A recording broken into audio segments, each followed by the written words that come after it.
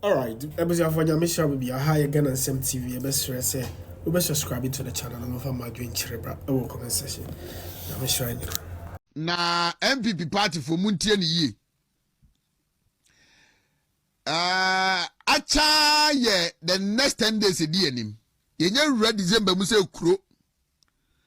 Brace yourself for audios. Voice audios edi AI and generate. Writers. Dodo will be targeted at running down Dr. Mahmoud Bawumia. Just get ready for it. Na Samu will be naked videos cry mananyam gongwa. Muntiana ye. Makasa after the meeting with former President Nana Dankwa Akufo-Addo. Generally the campaign as a hit in a woman has been watered. Yeah. Nemom, the me who the metino. Ye red December ni mua air chrono. I know Saba yes. And then you're also going to hear from former party people. Omo monya kwenya basumo party ni mu. Anase mampenya da kofuo memu monya kwenya basumo mu a montante wonka no. Womu bashase arezi a voice. Now the way I umbesia yeno no. One way you'll be enticed by their position. But I can say that do no eya page for from the government. What about yeah, a prophet too? Me say do no eya page for from the opposition party.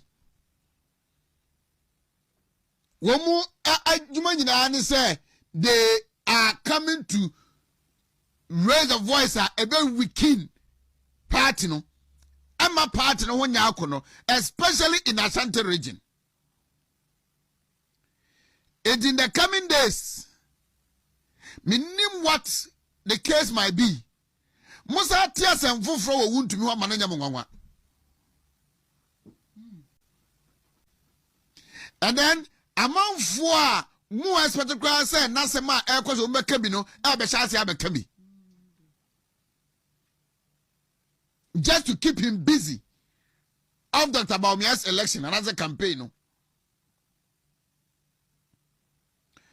Makasem way, my men say repeat it, me say on the election day, menya and penumuno ma obia mfa no ho nto Bible nhyehyɛ the election management committee and the party ni be so. Especially Dr. Mahmoud Bawumia. We try ye consequences now a war larger votes no. A yakwesa do na no e wedia. The Kwabiri is about 100,400 delegates. Dome Kwabrinya a futunum kaswanom ni ade no. Mawani enko.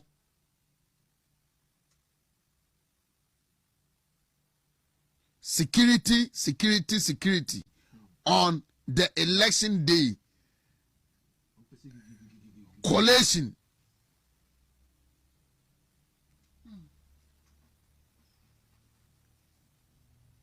On the election day. Na yebe bimbe imube yeshi. Imube yeshi papa. Because amount for ebe hunu voter omubenya. If they are on your comfortable, no person or add it up, no, would do anything to add up. And then also do anything to suppress the opponent a vote. Party penny for Mamon Fanny say any normal internal elections and I'm running. Now Bani Aquatono, NDC for interest a woman. And so some woman cry the actual Omumuno.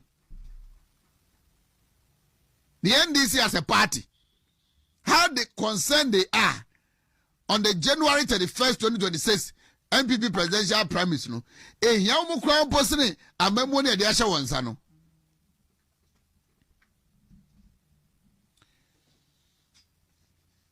na my chance on enkomobia ashase a ekoso menim se hwie bi enu next week be Friday na nkomo no madi awi omuni nwie kwada de be pese mete no inde mbese mehu na mahu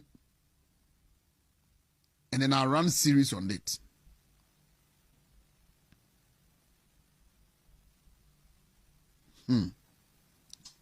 Election the more be and for 2 men. Charlie. MPP was some bonopo. MPP was some bonopo. Ejuma Hopa. I feel for the next leadership of the party. Ombebrepa. They will have it tough. Very, very, very, very tough. And Iran Ben Subia Omunsamuye na Omodoswa show some signs of passion, love be Edema party no.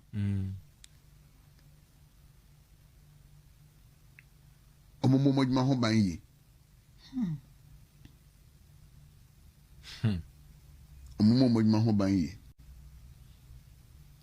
Some of the businessmen, mostly Ashanti indigenes,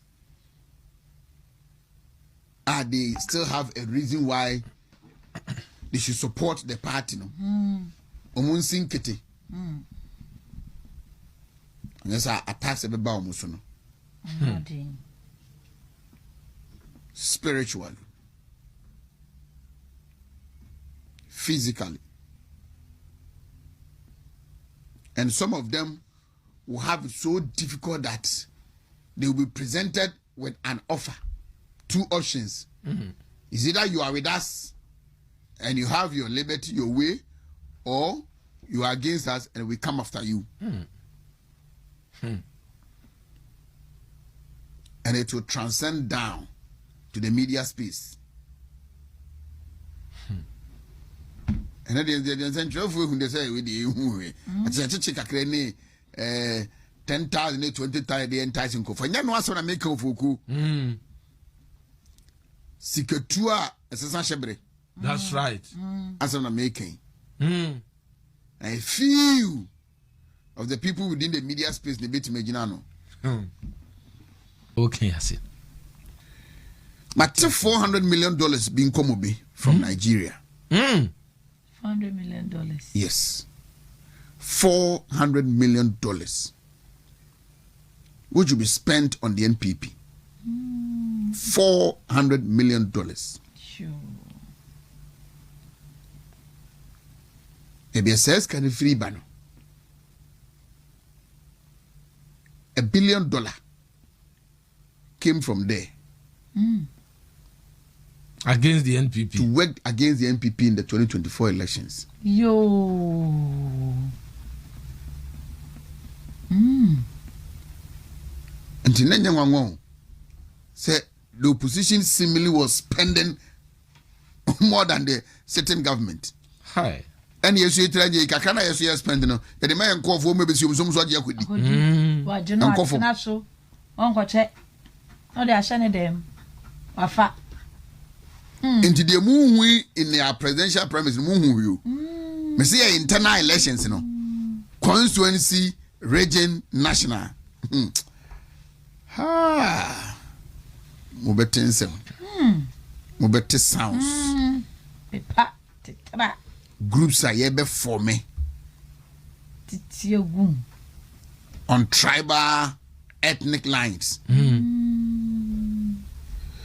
know you. I know you. I did you to a pa.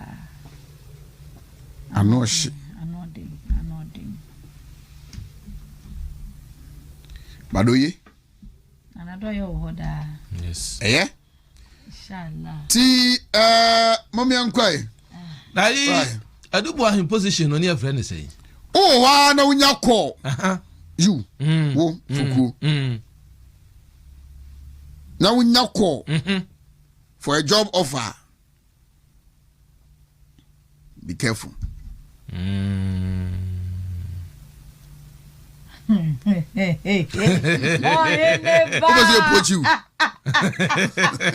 Hey.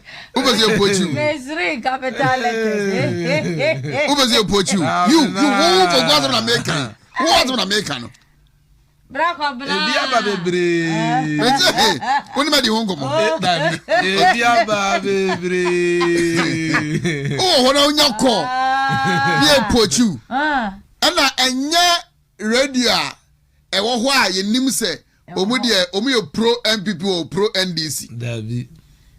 Baby, I want you to Okwa, how the assembly anyhow. Sicano from young Karasican, Becca. It could even be a new radio station. All radio station are new management to take over as a Sunday Dean. About Tasakakra. It is money that will entice you. Easy, mammy. Your friend Sam Quine. Because like you about community, I want the fire who do the boy and you say, I'm fat. Now when you call, Let me hear Ska. And the calls kept coming. As if that's what we did to win himself. Situation now, one situation woman is. As for winning. Somebody can invest. Now her pa, now her case idea, so we hear. Wow, voila. I'm going to say Eugene Pa, come in Gina Bianca. Oh,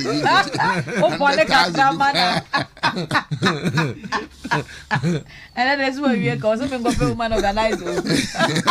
Eugene. Easy. They hear the most of the bow. The days ahead of us is going to be very tough. And now home from a part. Offers will be coming. People will come, they'll present themselves in a way that as if they think about you so much that situation now, woman, they didn't know. Charlie, you need to take advantage of it. This is an opportunity, life-changing opportunity. Take it. To who will say,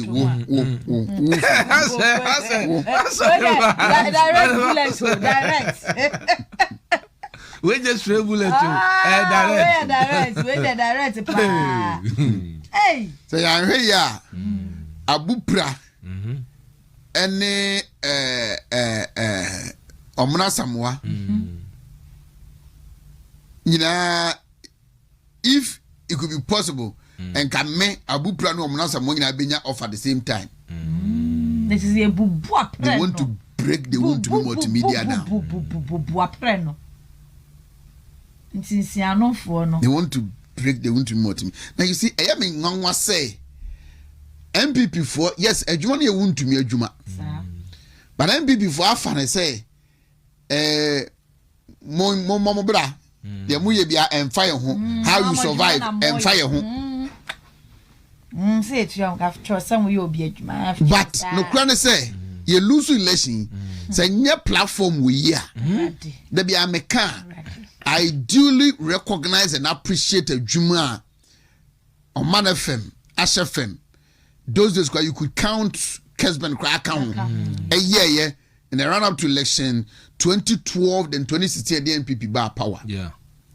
I duly recognize and appreciate them. Yes. But no crowd also say from 2000 urban so want to be multimedia and I'm a kahwa. Kenya kra. Kenya kra. And so one of the things omube ye a subsidy say and ye man get my party still a party manatete and bibi a momunya a reshemu party attractive kakran say to break this media network down.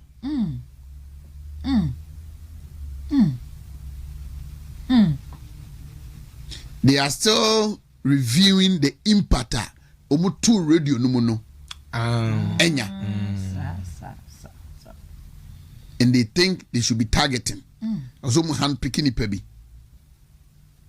Unexpected. No, I need a beshim. Yes. ebi kura betima afa nkom hye so fuku me say